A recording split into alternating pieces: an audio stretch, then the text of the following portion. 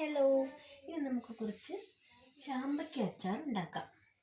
അതിനായിട്ട് നമ്മൾ ആദ്യം കുറച്ച് നല്ലെണ്ണ എടുക്കാം, ചില്ലി ഓയിൽ.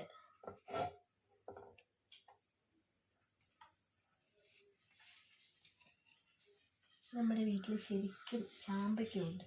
അപ്പോൾ അതെല്ലാം രാവിലെ എഴുന്നേൽക്കുമ്പോൾ നോക്കുമ്പോൾ എല്ലാം താഴെ വീണ് കൊഴിഞ്ഞ് കിടക്കുക കാണുമ്പോൾ വിഷമം വരും നമുക്ക്. അപ്പോൾ കുറച്ച് അച്ചാർ ഇട്ട് വെച്ച് നല്ല ടേസ്റ്റാണ്. നമ്മൾ സാധാരണ ചാമ്പയ്ക്ക അങ്ങനെ ഇടത്തില്ലല്ലോ, ഞങ്ങളിടും, എല്ലാവരും ഇടുമായിരിക്കും.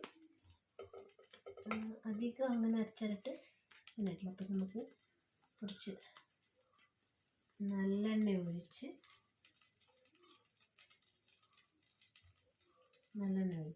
എടുക്കാം.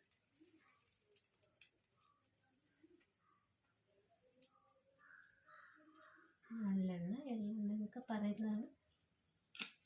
ഇതിലേക്ക് കുറച്ച് മതി കേട്ടോ.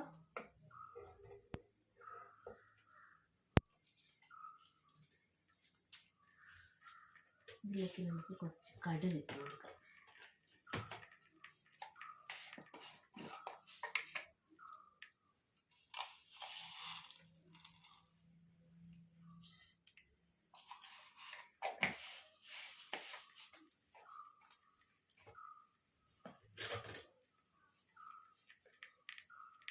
കടുക് പൊട്ടി കഴിയുമ്പോൾ കുറച്ച് വെളുത്തുള്ളി ഇട്ട് കൊടുക്കാം. അരിഞ്ഞ് വെച്ചിരിക്കുന്ന വെളുത്തുള്ളി.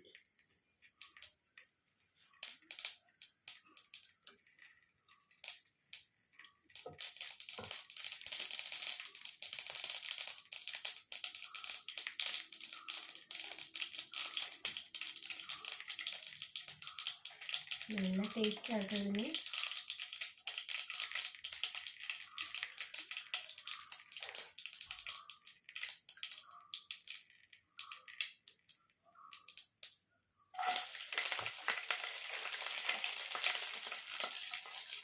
വെളുത്തുള്ളിയൊക്കെ ഒന്ന് ജസ്റ്റ് വഴണ്ട് വന്നാൽ മാത്രം മതി.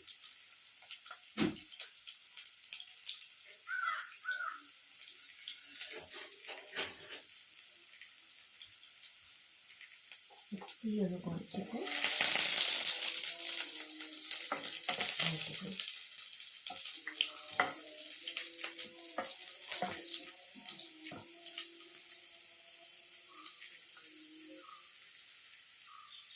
പിന്നെ ഇതിലേക്ക് നമുക്ക് കുറച്ച് ഉലുവാപ്പൊടി, മുളക് പൊടി ഇട്ട് കൊടുക്കണേ. കുറച്ച് കൂടുതലുണ്ട് കേട്ടോ ഇത് ചാമ്പയ്ക്ക.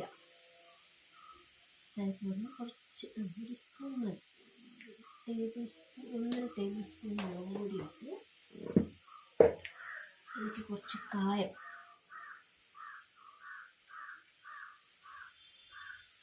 ശരിക്കും ഇടണം കേട്ടോ. കായത്തിലാണ് ഇതിൻ്റെ ടേസ്റ്റ് കിട്ടുന്നത്. കായം ഇട്ട് നന്നായിട്ട് വഴറ്റണം.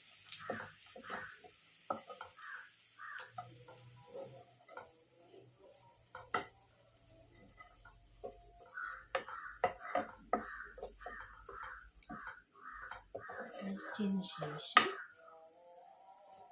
നമുക്ക് ഇതിൽ കുറച്ച് ഉപ്പ് ആഡ് ചെയ്ത് കൊടുക്കാം.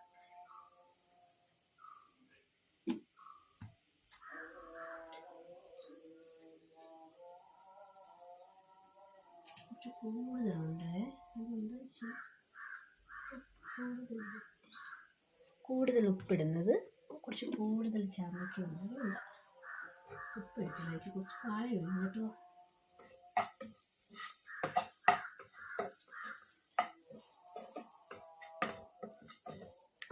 ചെറിയ ഫ്ലെയിമിൽ വെച്ച് വേണം നമ്മളത് തയ്യാറാക്കാൻ, അല്ലെങ്കിൽ എന്ത് സംഭവിക്കുന്നത് വെച്ചാൽ കരിഞ്ഞു പോകും. ഈ മിക്സ് കരിഞ്ഞു പോകാതെ ഇട്ടതിന് ശേഷം കുറേശ്ശെയായിട്ട് ഈ ചാമ്പങ്ങ അതിനകത്തോട്ട് ഇട്ട് കൊടുക്കാം. ചാമ്പയ്ക്ക അരിഞ്ഞൊക്കെ റെഡിയാക്കി വെച്ചിരുന്ന ചാമ്പയ്ക്ക ഇതിനകത്തോട്ട് ഇട്ട് കൊടുക്കാം.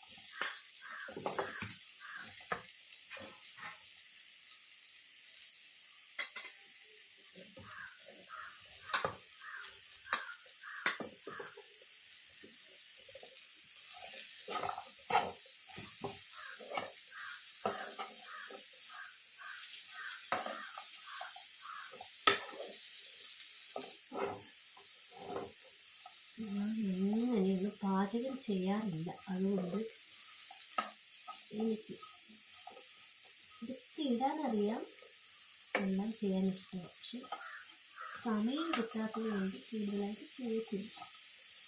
പക്ഷെ ഈ സമയത്ത് ഞാൻ ചെയ്യുന്നില്ല. ആഴയൊക്കെ ചാടി പോകുന്നുണ്ട്. ശരിയാകും.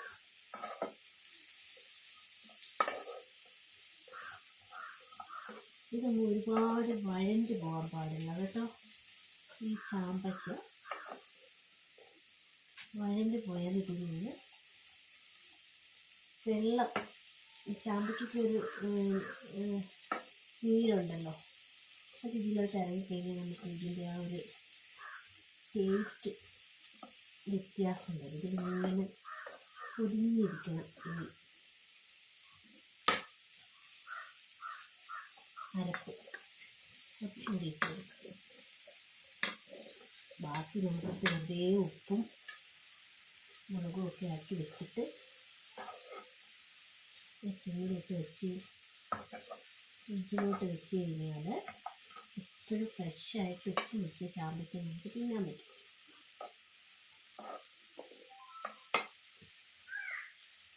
ഒന്നിരുന്ന് നമുക്ക് താഴെ ചാടിപ്പോയി നമുക്ക് മാറ്റാം. ഇത് കണ്ടോ, ജസ്റ്റ് ചൂടാവേ ചെയ്യാവുള്ളൂ.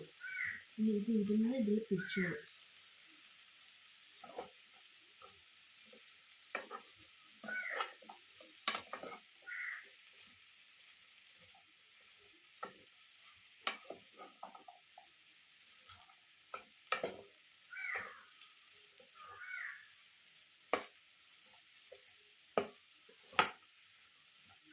അതുകൊണ്ട് ഇതിൽ ആഡ് ചെയ്ത് കൊടുക്കാം. നമുക്ക് അരപ്പ് ശരിക്കും ഉണ്ട്. ബട്ട് ഇതിന് സ്ഥലക്കുറവ്. ഇതില്ല പാനിൽ സ്ഥലക്കുറവ് വന്നു ഇപ്പം എല്ലാം ചാടക്കും.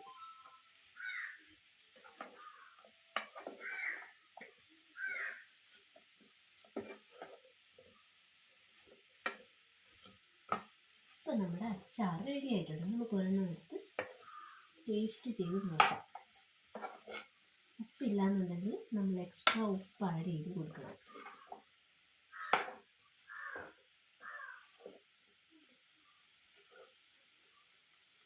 ഞാൻ സ്റ്റീൽ തവി ഇതിനകത്ത് ഉപയോഗിച്ചിരുന്ന കുറച്ച് ഹാർഡായിട്ടുള്ള സ്പൂണാണിത്. അതുകൊണ്ടാണ് ഇതെടുത്തത്. ഇതിനകത്ത് അടിയിലൊന്നും തട്ടാതെ ചാമ്പങ്ങയിൽ മാത്രം തട്ടിയാണ് ഞാൻ ചെയ്യുന്നത്.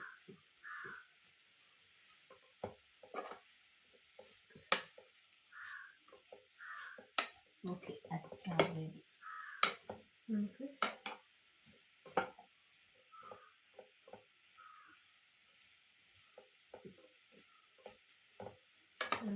ടേസ്റ്റ് ചെയ്ത് നോക്കാം.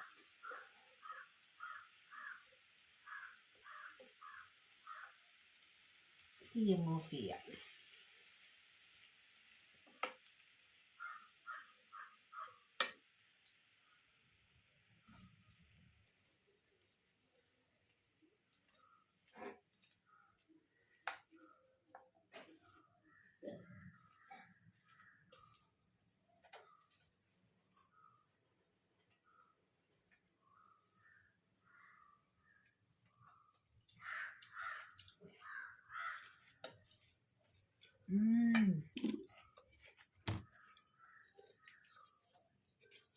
കുറച്ചുകൂടെ ഉപ്പിട്ട് കൊടുക്കും. നല്ല എരിവുണ്ട് കേട്ടോ. അതുകൂടി ഇതിനകത്ത് ഇട്ടാലും പിന്നെ ശകലം കുറവുണ്ട്.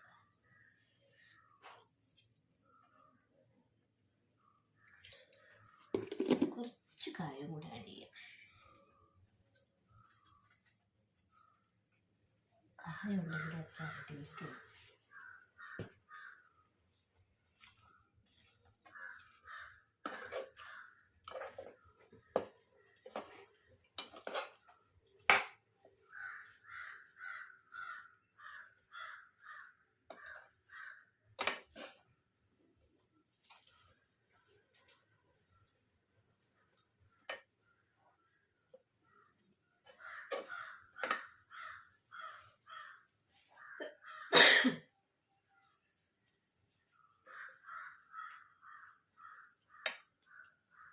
ബാക്കി ചാമ്പയ്ക്ക് നമുക്ക് ഉപ്പിട്ട് വെക്കാം. ഉപ്പ് ഭരണിക്കകത്ത് വെള്ളവും ഉപ്പും മുളകും ഇട്ട്